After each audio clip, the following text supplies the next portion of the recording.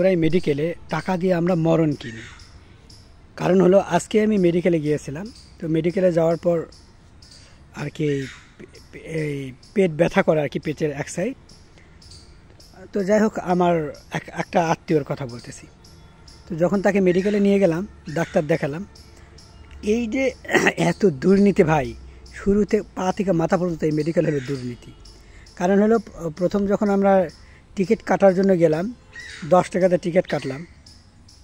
এই টিকিট কাটা যে কি পরিমাণ কষ্ট যা বলার মতো না। যারা একমাত্র মেডিকেলে আজকের দিনে গিয়েছেন তারা বুঝবেন যে অশান্তি কী জিনিস, একটা বিপদ কী জিনিস।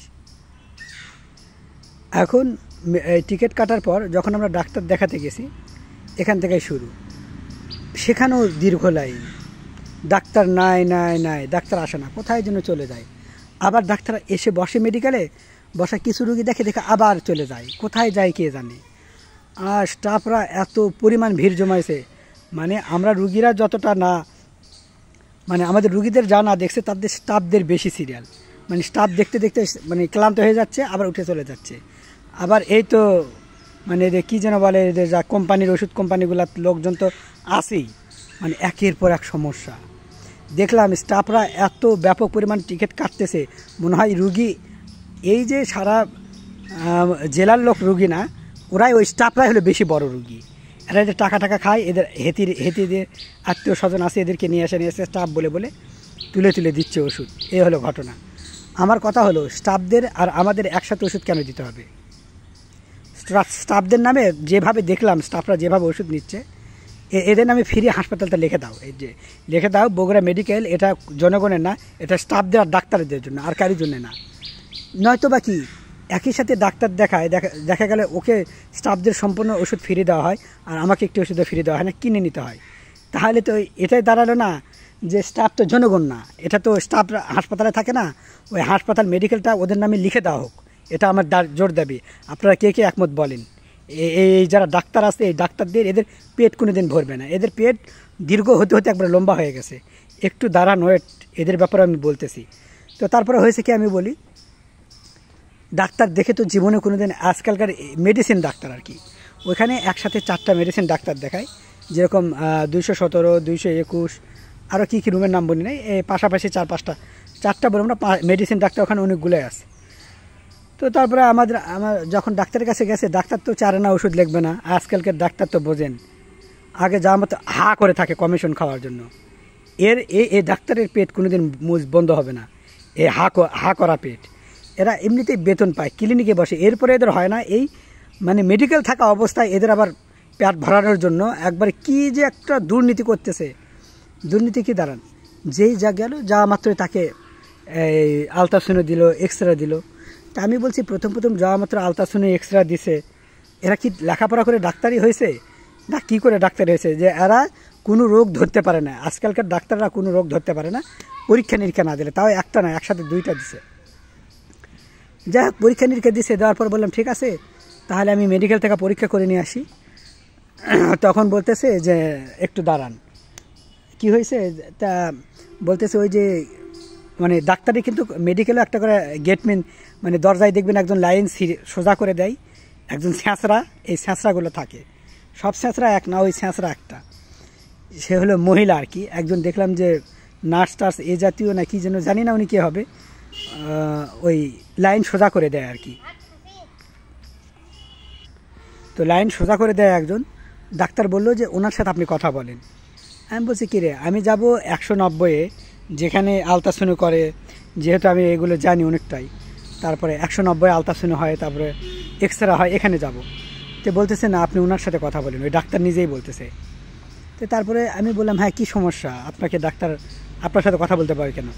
দেখি আপনাকে কি দিয়েছে। তাই বললো যে এক্সরে দিয়েছে, আপনাকে দিয়েছে, তারপরে কী যেন দিয়েছে,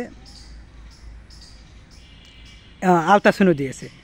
তো আমি বললাম হ্যাঁ, তো আমি এগুলো 190 করতে যাচ্ছি। তো বলছে না, এটা তো আপনি আর করতে পারবেন না আজকে। কেন করতে পারবো না?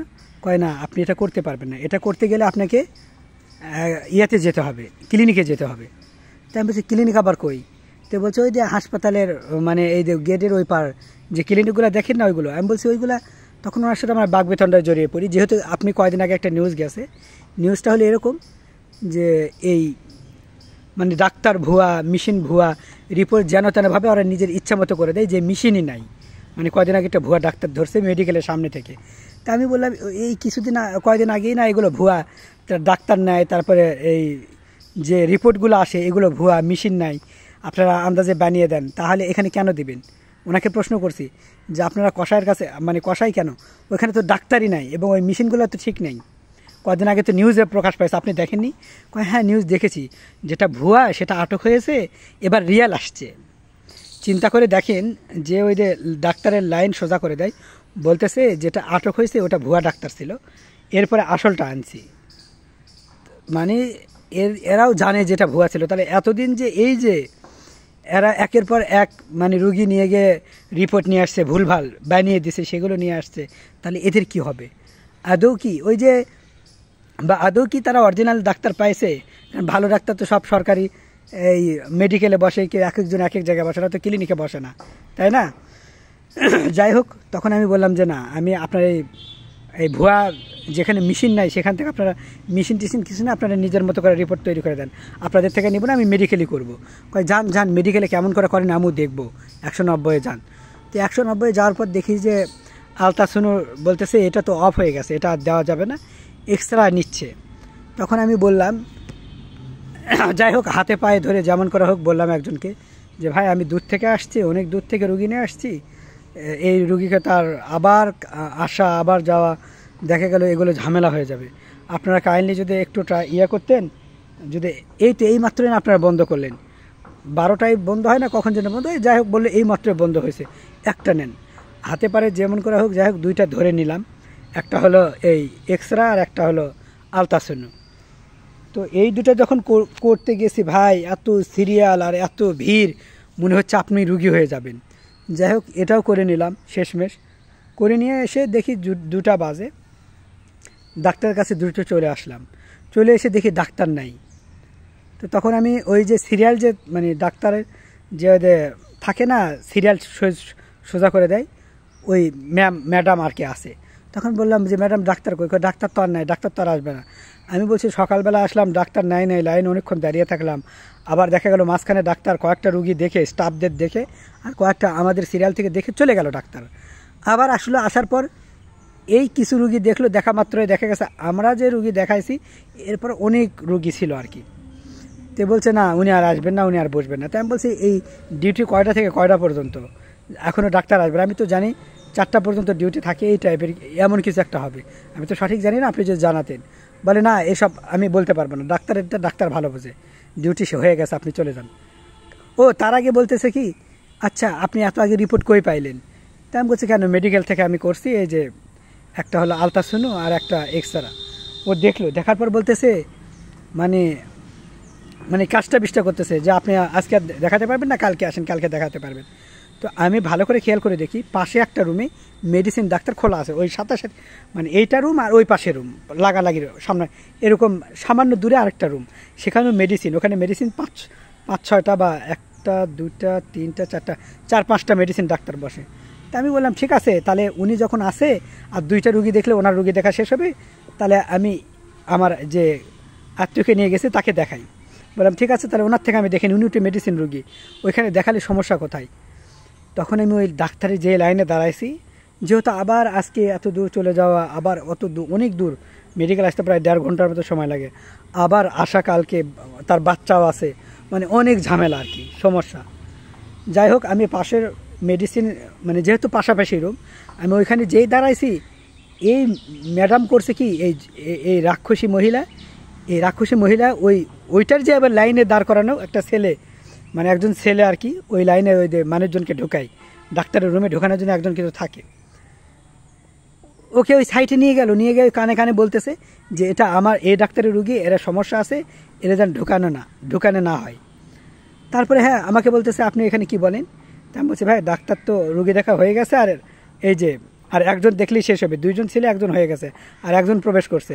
তা আমি চাচ্ছিলাম, আমার অনেক দূরে বাড়ি, এই বাচ্চা নিয়ে তো আর আসার সমস্যা না, আমার ওই রুগীর অবস্থাও খুব একটা ভালো না, মেয়ে মানুষে আসা যাওয়া, তো আপনারা যদি এই ডাক্তার দিয়ে আমি দেখাই, সমস্যা কি, ইনি তো মেডিসিন ডাক্তার, এবং ওনাকেও কিন্তু ওই পেটের ব্যথার জন্যে যেরকম ওই টিকিট কাটার সময় যখন টিকিট কাটার সময় সিরিয়ালে কিন্তু এই ডাক্তারের কাছেও পেটের ব্যথার কিছু রুগী দিয়েছে, এবং এই যে আরেকটা রুম আছে এই ডাক্তারের কাছেও কী করছে, একই রোগের রুগী 2 রুমে ভাগ করে দিছে আর কি।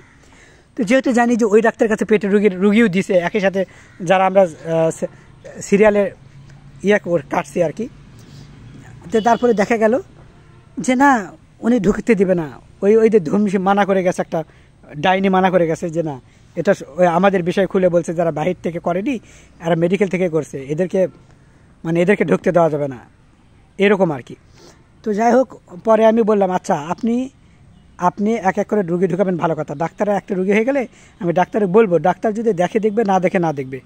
তখন বলে কি বললেন আপনি, ডাক্তার দেখে দেখবে না দেখবে মানে কি?